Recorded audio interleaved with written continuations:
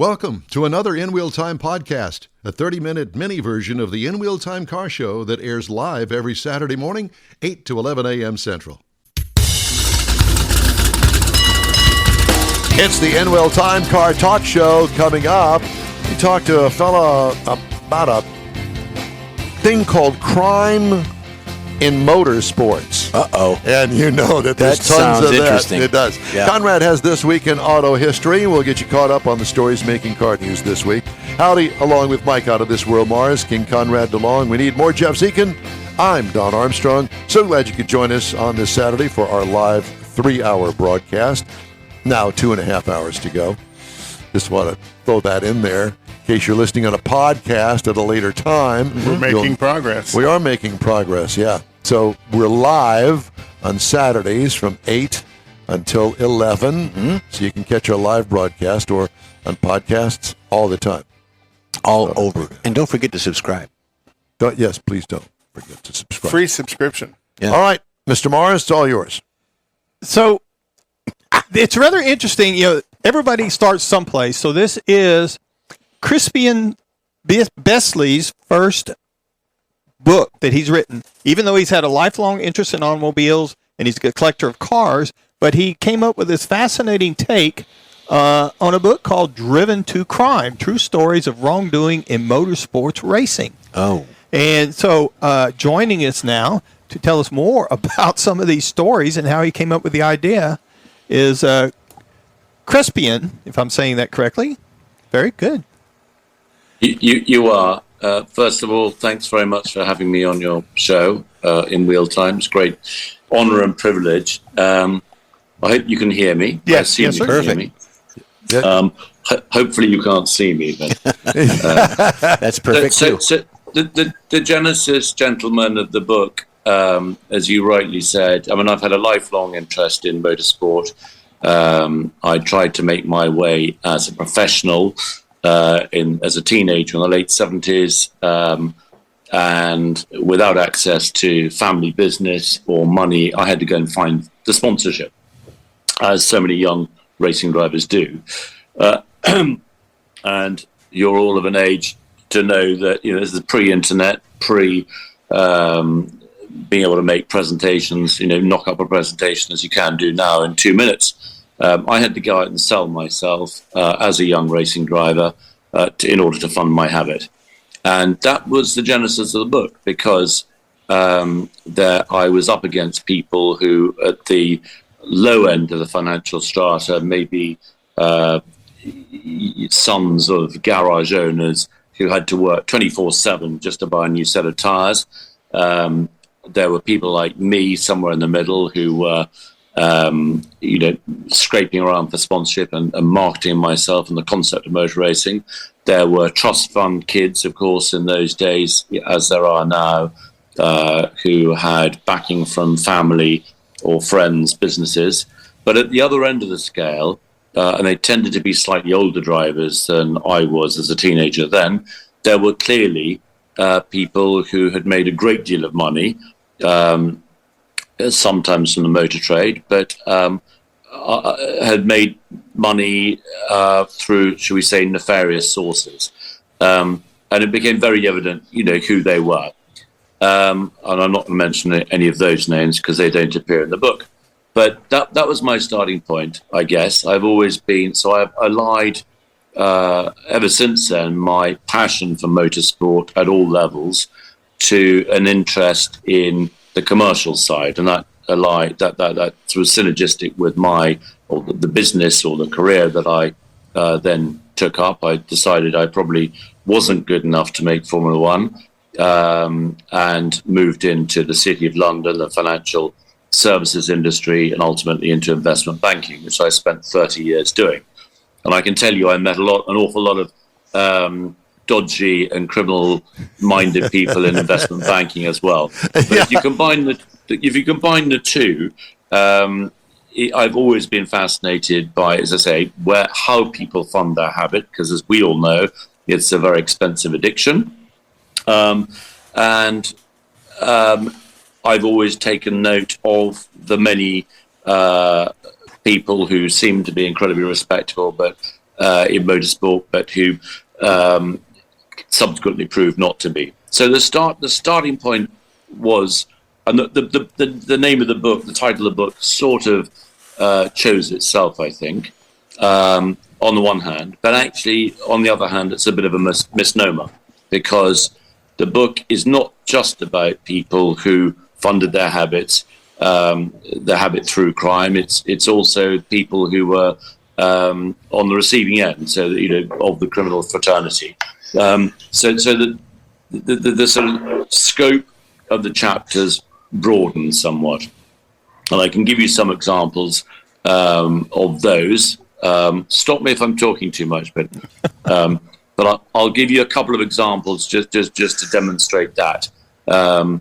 One was a lady who your viewership probably won't know very much about. There's no reason why she should do, but from a historical perspective, in this country, you guys still have the death penalty. We don't, but we did have hanging up until the early 60s. Yeah. 1960s. And there's a lady called Ruth Ellis who came from a very humble background. She was abused as a child by her father. She went into prostitution. She became a small-time actress, walk-on parts, desperately trying to better herself. Long story short, she started going out with, or actually double dating, I think they call it, or probably treble dating. She was the manageress of a sort of slightly seedy nightclub. And one of the people she met was a guy called David Blakely, who, again, most of your readership would never have heard of. And he was a sports car driver. He raced at Le Mans, not terribly successfully. He wasn't a Sterling Moss or anybody like that. But long story short, she ended up by murdering him. She was massively abused. He had terminated her pregnancy. He'd got her pregnant, terminated her pregnancy by physically abusing her. And she ended up supported by another lover by shooting him in cold blood outside a pub in North London. Hey, she's consistent, if nothing else. Yeah. So in your book, you focus on things called fraud, and murder, as we're talking about now, swindles, drugs, and other misdemeanors. And I find the whole thing, one of them, the Great Train Robbery Getaway Driver. I thought that was pretty fascinating. Yes. Touch on that if you would. Of course I will. I mean, can I just finish just on Ruth Ellis briefly? Because the point of that is that you can argue she wasn't a victim of crime. It was David Blakely, a very unpleasant character, but he was the victim of crime because he was the racing driver who got murdered. But the historical aspect of that is it led to, I won't go into it now, but her case led to the abolition of hanging. She was the last woman to be hanged in this country. So that was an element of historical perspective. Going on to Roy James, who I have not an affiliation with, I should say, but he was quite a well-known Formula Junior driver in the early 60s. Formula Junior, as you may or may not know, or some of your viewers will know, was effectively the Formula 2, the junior formula to Formula 1 and Grand Prix racing. And he was an up-and-coming racing driver. He started life as just a small-time, what we call in this country, cat burglar. And he was a trained silversmith. So what he specialized in was breaking into people's homes, stealing their silver. So there was an interruption there. I hope you can still hear me. Yes, we can. Okay. So he would steal their silver, melt it down and make it into something else, and then sell it to big... We can. We still got you. Good. Okay. He would then sell the newly fabricated bit of silvers, ornaments and photograph frames to even well-known British departments, London department store, Harrods in Knightsbridge. He'd sell to them. Anyway, he got involved. That was the basis of his background, if you like. He then fell in with a much bigger gang who perpetrated the Great Train Robbery, which, again, was very well publicized over here in the 60s. It was for a huge amount of money. These guys didn't realize they were robbing a post office train overnight. They diverted the train by fiddling the signaling, the points and the signals. Roy James was employed basically as a getaway driver because he was well known as a racing driver, as a talented racing driver. In fact, he wasn't really a getaway driver because he had to drive a Land Rover with the bullion. And in those days, the favoured getaway car was a Jaguar Mark II. Very powerful, relatively very, very fast, very powerful, and a relatively small saloon or sedan, as you'd call it. And he was really angered that his bosses made him drive this ex-army Land Rover. Anyway, there were two of those. They took the bullion to a farmhouse not far away and laid low for a few days. They then got spooked, at which point he went back to London, picked up his Mark II Jaguar, drove it back down to Buckinghamshire, just north of London, and did take his share and one of the other guys' shares, the loot, in the back of his car. So he was a good example. I mean, he paid Jack Brabham. He was driving a Brabham Formula Junior, and he paid Jack Brabham in cash, which was pretty unusual in those days, for the whole price of the car. And he raced against people like Mike Hailwood, the well-known motorcycle rider over here, who also made it to Formula One, but then disappeared. The police closed in on him. He was entered at a race at Goodwood when Goodwood circuit was still active. Someone gave him a tip off. The police turned up. His car was there, but Roy James was not. Huh. And there then ensued a sort of cat chase, which went on for weeks. And they finally, the police tracked him down. They arrested him. He went to prison. He was the first of the gang of 12 who went to prison. Wow. And indeed the first guy who came out of prison. But the story goes on because Bernie Ecclestone, who probably doesn't need any introduction. No, he doesn't. No, he's always been associated, wrongly, probably, and I certainly wouldn't suggest he was associated with it, but he knew Roy James very well because in the early 60s, Bernie had even driven a Grand Prix car himself, or tried to qualify a Grand Prix car at Monaco. So two of Roy James's best friends in motor racing had been Graham Hill, who went on to be twice world champion, and Bernie Ecclestone. So when he came, by the time he came out of prison in 1975, Graham Hill had just retired, was running his own team in Formula One, and the first person he went to was Graham Hill. He said, I want to be a racing driver again. And Graham quite rightly said, well, sorry, mate, but you're 45 years old, you're a bit old for it. He went to Bernie, who at that time was not as big in Formula One as he became, but was the owner of the Brabham Formula One team. And Bernie said, similarly, well, sorry, you're far too old to make it as a professional driver anymore. But he did give him a job, and this is where the Bernie connection came from.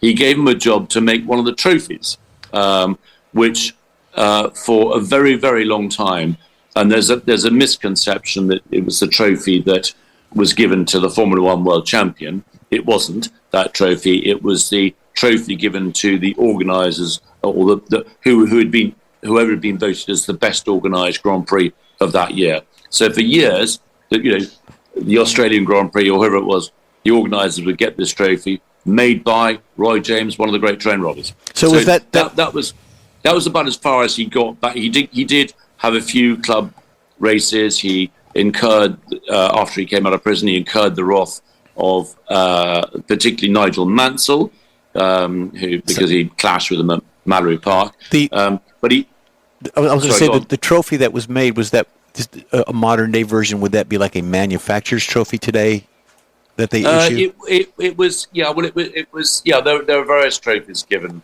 in Formula One, and now they're incredibly well sponsored and funded. But this was just given to the organisers of the best, what was voted to be the best organised Grand Prix of the year. And was it made from some of the stolen metal? That'd be a great story, huh? Yeah. That I don't know, and I would somewhat doubt. I don't think Bernie would have gone there. But Bernie's often batted off the suggestion that he was involved in funding the Great Train Robbery. And, whilst it's a convenient and a nice story, Bernie has always said, no, mate, it was far too small a job for me if I was going to fund it. And it was a big job. Well, that's Bernie Eccleston's sense of humor. Chris, we're running a little short on time here. I did want to touch on the thing about Juan Manuel Fangio kidnapped by Cuban rebels in 1958. What? I didn't know about that one. Or how about Colin Chapman, the unresolved DeLorean affair, Spygate, Ferrari design secrets passed to McLaren. I mean, this is some good, juicy stuff here. All I can think of is this is a Netflix series ready to be made with you as the leader in all of this and trying to put it all together. The number one villain. That you could be that. Yeah, that's it. Well, I'm really glad you say that. And if anybody from Netflix is listening, then please contact me because there are in the book there are, I can't remember exactly, but there are 66 chapters, and on top of that there are probably another 25 sidebars. So there's nearly 100 stories and episodes, not all of which necessarily would make a good Netflix 1 hour documentary. Netflix have actually already done 2, nothing to do with me. One on Randy Lanier, American, and another one on Scott Tucker, also American. And they're worth watching, but there's a lot more material in the book that they could, you're right, they could do. So we've had an approach from a British production company, so that it's likely that you will see some episodes on one of the channels. Whether it's Netflix or not, I don't know, but I would love to do something Netflix. Well, so, if anybody's listening, we'll put the word in for you. How's that? Thank you. Yeah, really got it. Chris, it's great to talk to you. We thank you so much for taking the time out of your Saturday over there. I guess it's what is it? The evening over there? What time Afternoon. is it? 5 hours. No. It's just it's up. It's about 10 to 3. Oh, okay. In the afternoon. Well, very good. So you haven't kept me up. And it was a real pleasure to talk to you. You too. It's almost happy hour. Yeah, happy hour, and you can finally take down all of the fanfare around the house for the Queen and the King and all of that good stuff. But thank you again. It's a pleasure to talk to you. And to you. Cool. All right. Thank you. For a book. Bye. Crispian Besley, and the book is called Driven to Crime, True Stories of Wrongdoing in Motor Racing. I mean, that would be good. It's got fast cars. It's got drugs. It's got strippers. It's got murder. I mean, what else do you want? Everything you need in Beaumont. All about a Nederland. In Beaumont. Exactly. Hey, we'd love to hear from you. Just shoot us an email. Our address here is info@inwheeltime.com. Conrad has This Week in Auto History, ladies and gentlemen. So this week in 1914, Irwin Cannonball Baker began his record-setting cross-continental motorcycle trip. After this trip, he received the nickname Cannonball by a New York news reporter who compared him with the Cannonball train. Baker had set 143 driving records from the 1910s to the 1930s, going coast to coast in the United States. The first one, he did it in 11 days in an Indian motorcycle in 1914. And you got to remember, that's before roads were as advanced as they are today. And then the next time he did it, he did 11 days and 7 hours in a Stutz Bearcat, and then the following year he drove a Cadillac 8 Roadster from Los Angeles to Times Square in 7 days and 11 hours and 52 minutes. You bet. While accompanied by an Indianapolis motor newspaper reporter. In 1967, Don Perdome, who was then 26, popularly known as the Snake, drove a modified Ford-powered dragster to become the first dragster to run the quarter mile in less than 7 seconds, and he reached 226 miles per hour at the NHRA World Series. And I say that because it's kind of cool. That's the what was called the 427 Cammer with a blower and stuff on it. And then, drag racing had evolved in into all of this Hemi stuff with Keith Black and stuff, but back in the early days, they were running some different engines.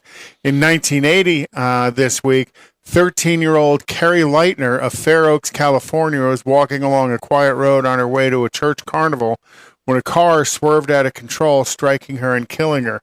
Carrie's tragic death compelled her mother, Candy Leitner, to found the organization called Mothers Against Drunk Drivers, MAD, which would grow into one of the country's most influential nonprofit organizations. In 1984, New Jersey rocker Bruce Springsteen released the song Pink Cadillac as the B-side on Dancing in the Dark, which will become the first and biggest hit single off the Born in USA best-selling album of his career. And then in 1987, the late Davey Allison recorded his first NASCAR Cup victory at the Talladega Motor Speedway in Alabama, driving his famous Haviland Ford Thunderbird. In the same race, his dad, driving the Miller Lite Buick, went airborne and almost up into the stands. And you could see it ripped this big old section of the fencing down. And it was after that accident that NASCAR said, it's time to put restrictor plates on all cars, trying to slow them down because they were pushing 210, 215 miles an hour at the time. So now they kind of keep them under 200. Well, I will tell you that I have been to Talladega several times. It's a massive track, and the banking is massive as well. So it's very easy for a car to do that. From what rumor has it that you have to do at least 100 miles an hour on the track to keep the car up there in the banking. But I will tell you, the first one I went to, I sat in turn 4, and I sat down relatively close to the fence.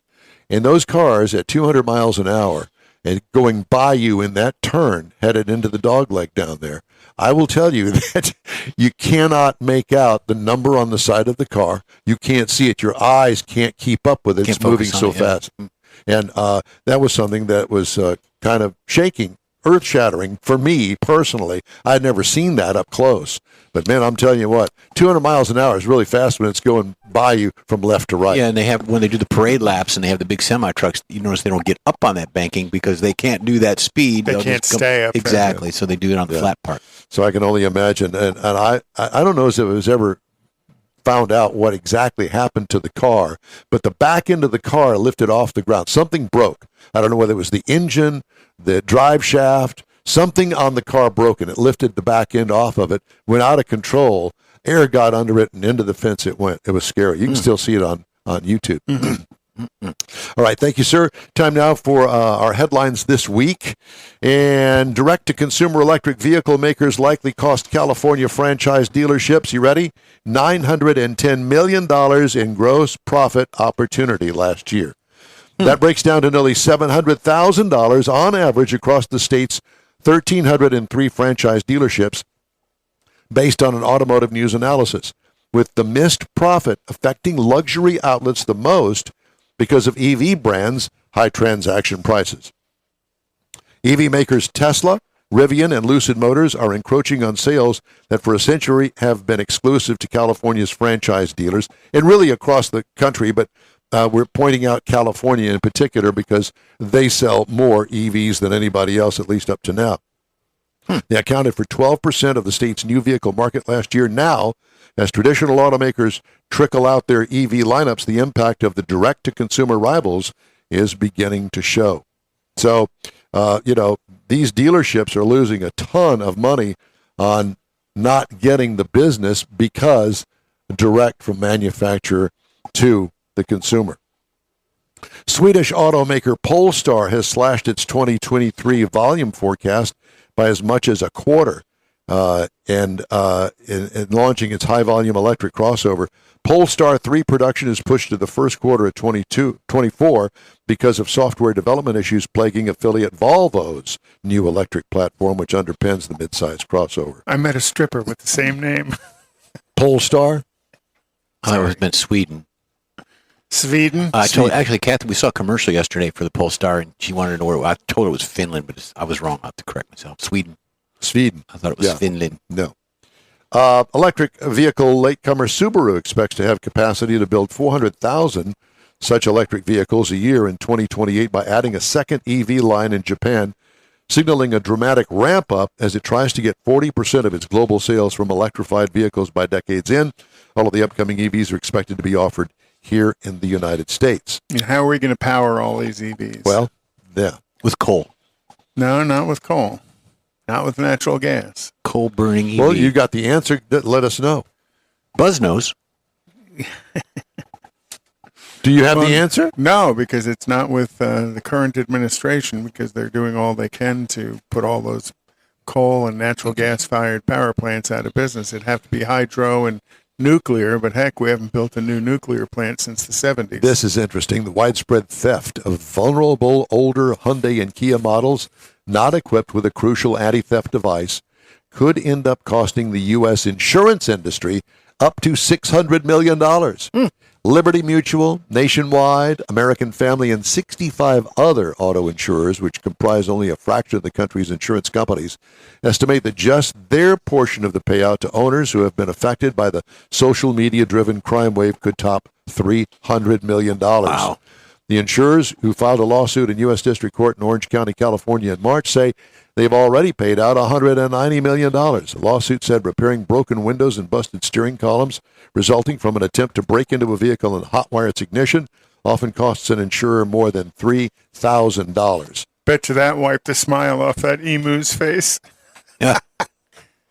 Yeah, Liberty Mutual. Liberty I got you. Mutual. Yeah. Liberty. Oh, boy.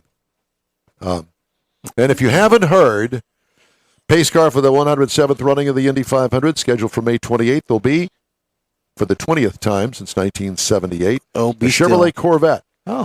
But this is a bit different than past pace cars. It's a 2023 Z06 hardtop convertible, the first time a Corvette with a folding metal roof has paced the race. Top speed of 189 miles an hour, 670 horsepower Vette, featuring a 5.5-liter V8 is nearly as fast enough to keep up with the open-wheel cars in the race. Notice they didn't use the E-Vet. No. Did they say who's driving it? No, they did not. But at any rate, I am going to take a quick break right now, and we'll be back with more of the In Wheel Time Car Talk Show after this. Everyone at the Tailpipes and Tacos Cruise In at the Lupi Tortilla Tex-Mex in Katy, thank you for participating in the best cruise in around, and look forward to seeing you again. You'll hear about the next cruise-in date right here on In Wheel Time. Next time you're in the West Houston Energy Corridor area, be sure and stop in at the original Lupi Tortilla Tex-Mex at I-10 and Highway 6, or the Katy location on the Grand Parkway at Kingsland Boulevard. When passing through Beaumont or College Station, stop in and have Lupi's award-winning beef fajitas and frozen margaritas. There's always a celebration at Lupi Tortilla.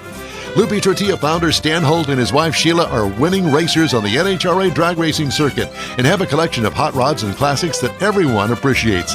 Look for them at the next Tailpipes and Tacos Cruise In. The date will be announced soon and will once again be held at the Lupi Tortilla Tex-Mex on 99 and Kingsland Boulevard, just south of I-10 and Katy. We'll give you all the details right here on the In Wheel Time Car Talk Show and online. Donations benefit God's Garage. We'll see you then. You own a car you love. Well, why not let Gulf Coast Auto Shield protect it? Houstonian John Gray invites you to his state-of-the-art facility to introduce you to his specialist team of auto enthusiasts. We promise you'll be impressed.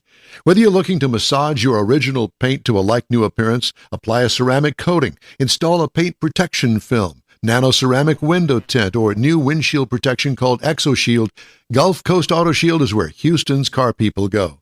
Curbed your wheels? Instead of buying new, why not have them repaired? How about a professionally installed radar detector? Gulf Coast Auto Shield does that too. Get a peek inside the shop and look at the services offered by getting online and heading to gcautoshield.com. Better yet, stop by their facility at 11275 South Sam Houston Tollway, just south of the Southwest Freeway, and get a personal tour. Gulf Coast Auto Shield is your place to go for all things exterior. Call them today, 832-930-5655 or gcautoshield.com. The award-winning In Wheel Time Car Talk Show is available on the most popular podcast channels out there in 30-minute episodes. We realize our 3-hour live show can be difficult to catch in its entirety, so now you can listen every day to a convenient, fresh 30-minute episode. Check us out on Apple Podcasts, Spotify, Google Podcasts, Amazon Music, and Audible, along with a dozen more. In Wheel Time has the most informative automotive guest interviews and new car reviews, along with popular features including Conrad's Car Clinic and This Week in Auto History, along with automotive news headlines. Our live broadcast airs every Saturday, 8 to 11 Central on InWillTime.com, the iHeart app, and on YouTube. Be sure to say hello when we're broadcasting from the Tailpipes and Tacos Cruise Inn, Autorama, and the Houston Auto Show, among others. Now, it's easier than ever to hear about all things automotive all week long. You're invited to join fellow car enthusiasts in becoming part of the ever-growing In Wheel Time Car Talk family. Don't forget those 30-minute podcast episodes on your favorite podcast channel. That's it for this podcast episode of the In Wheel Time Car Show. I'm Don Armstrong, inviting you to join us for our live show every Saturday morning, 8 to 11 a.m. Central on Facebook, YouTube, Twitch, and our InWheelTime.com website. Podcasts are available on Apple Podcasts, Spotify, Stitcher, iHeart Podcast, Podcast Addict, TuneIn, Pandora, and Amazon Music. Keep listening, and we'll see you soon.